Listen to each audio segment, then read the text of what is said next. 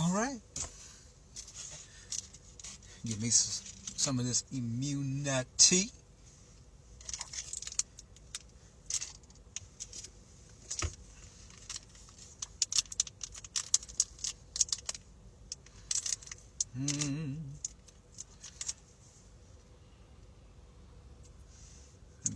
Give it about 45 seconds, maybe a whole minute before I get started here.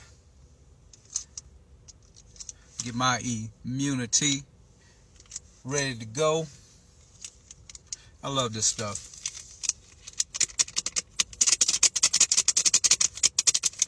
Love it, love it, love it. So I hope everyone has had a beautiful day today. A wonderful Saturday.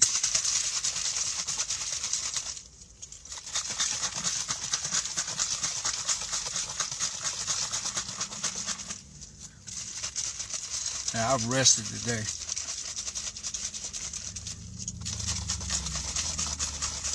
Had to take care of a few things. Still not done. But nevertheless, I wanted to go ahead and get this live done. Because I think it's been a couple of days since I did the last step to transformation.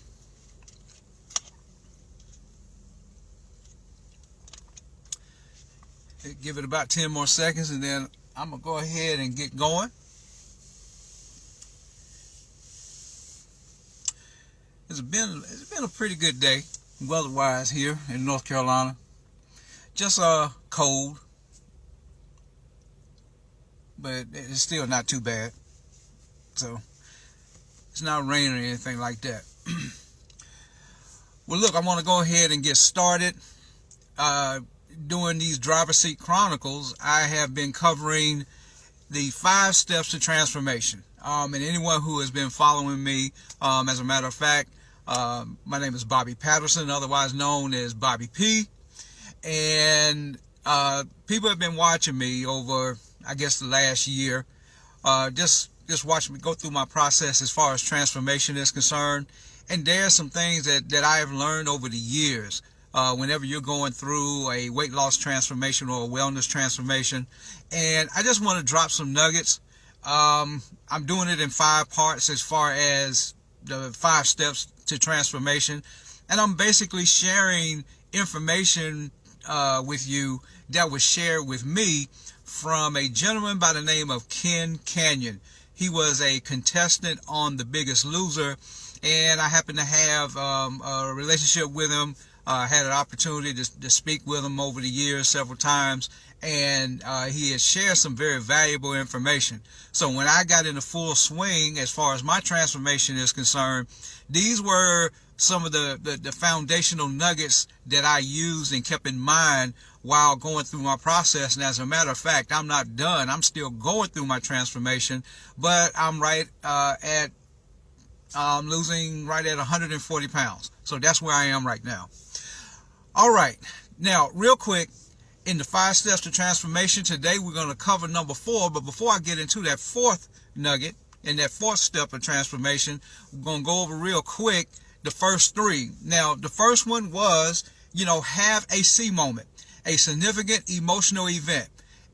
That the purpose of that is to give you enough emotion to help you go into step 2, which is take intentional action for you to win, for you to accomplish what you need to accomplish, and that is step number 2. Step number 3 is directly right off of step number 2. Open your mind and close it. Here's the deal. Oh my goodness. Stop listening and stop following and stop trying to take instructions from 20, 25 people all at one time. It's not going to work for you. I look at that as like chasing a rabbit. You're not going to catch that rabbit. Not that way. You just can't do it because there's too many voices for one thing. And so in other words, choose a mentor, a coach, a teacher, one that has your best interest at heart, and stick with them.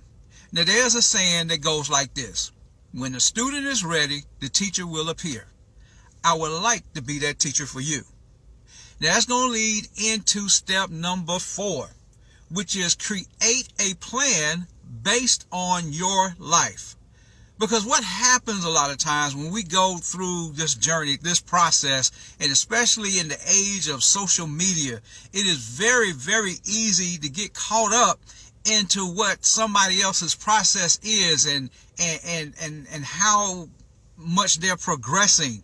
And so what you wind up doing is actually comparing yourself to them, which is so unfair. You can't do that. First of all, you don't know their actual makeup physically. You don't know the details as far as blood type. And so the way that one method may work for them might not work so well for you. So you have to get into a space of comparing apples to apples. Now, when you're comparing your results with somebody else's results, you're actually doing yourself a disservice, because you don't know their full process. You don't know their circumstances. Here's what I mean. There are some people who are able to actually go and work out 7 days a week.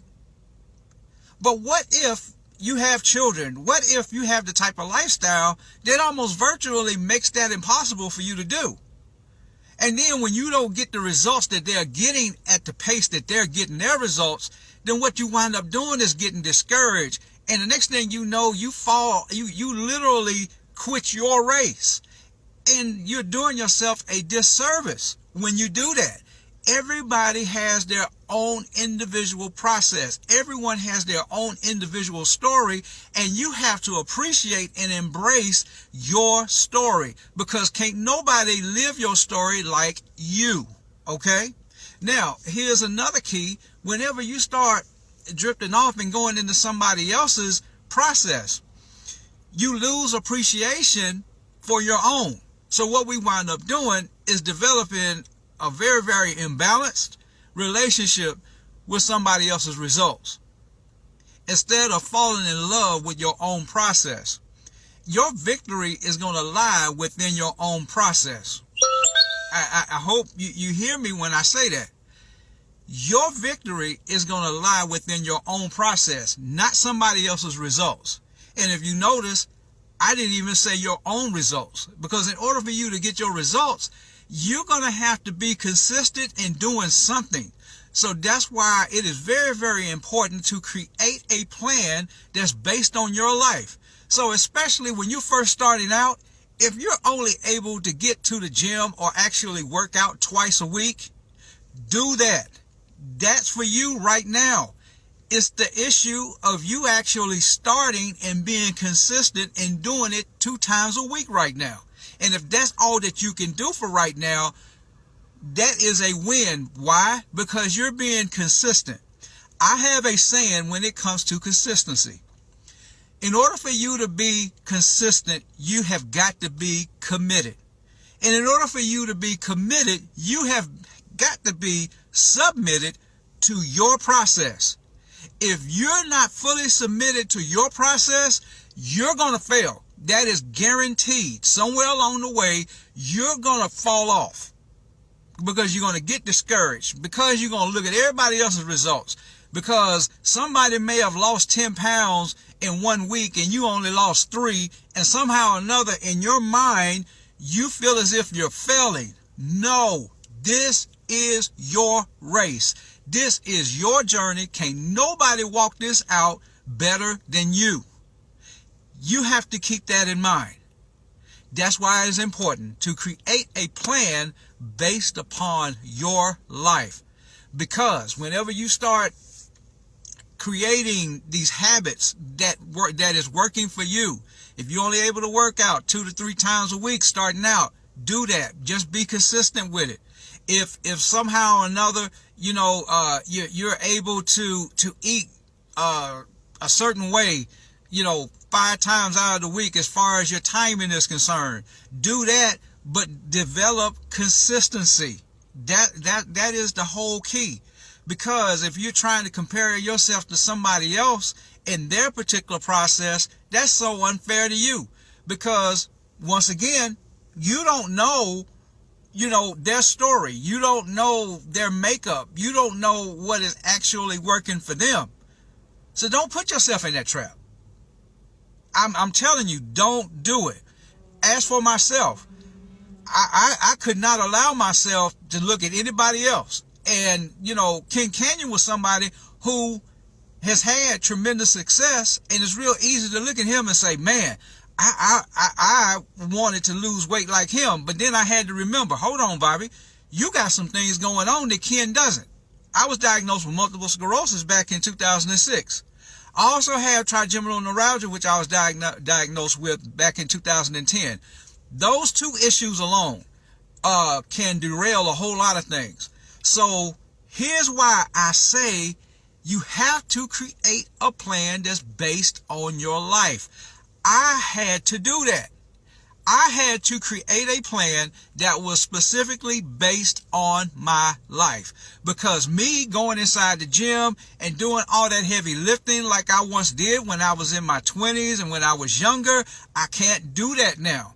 I have to be smarter about my process, because if I was to try and go and do what everybody else does, I would surely, first of all, fall off the horse, so to speak, and not get back on, because I am so concentrated on how everybody else is doing it. I am encouraging you, be very steadfast in creating a plan that is based on your life. I can guarantee you, if you do that, you will literally finish out this race and you will have your own success. So look, that was step number 4. My time is up. I thank you for yours. Have a wonderful remainder of Saturday evening. And whatever your plan, your process is, be kind to yourself. One of the worst things you can do, see, the fallacy with social media that I find is that we are very bold when we're putting up pictures and images.